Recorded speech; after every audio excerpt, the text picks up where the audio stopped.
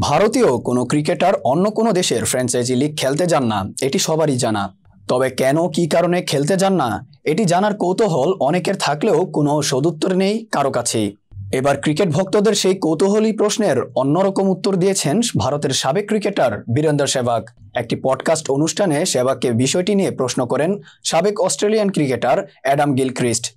গিলক্রিস্টের প্রশ্নটি ছিল, আপনি কি ভারতীয় কোনো ক্রিকেটারকে বিশ্বের কোনো ফ্র্যাঞ্চাইজি ক্রিকেটে খেলতে দেখেছেন? জবাবে সেহবাগ বলেন, না, আমাদের প্রয়োজন নেই, আমরা ধনী মানুষ, অন্যান্য লিগ খেলতে আমাদের গরিব দেশে যাওয়ার দরকার নেই। পডকাস্ট অনুষ্ঠানে সেহবাগ জানান, ভারতীয় দল থেকে বাদ পড়ার পর তাকে $1,00,000 বিনিময়ে অস্ট্রেলিয়ার ফ্র্যাঞ্চাইজি ক্রিকেট লিগ বিগ ব্যাশে খেলার প্রস্তাব দেওয়া হয়েছিল। সেই প্রস্তাব হাসি দিয়েই উড়িয়ে দিয়েছিলেন সেহবাগ। সেই ঘটনাকে স্মরণ করে সেহবাগ বলেন, আমার এখনো মনে আছে, যখন আমি ভারতীয় দল থেকে বাদ পড়েছিলাম এবং আমি IPL খেলছিলাম, তখন আমি BBL এ অংশগ্রহণের প্রস্তাব পেয়েছিলাম। আমি বললাম, ঠিক আছে, কত টাকা দিবেন? তারা বলল $1,00,000। আমি বলেছিলাম যে ছুটির দিনেই আমি এই অর্থ খরচ করে ফেলি।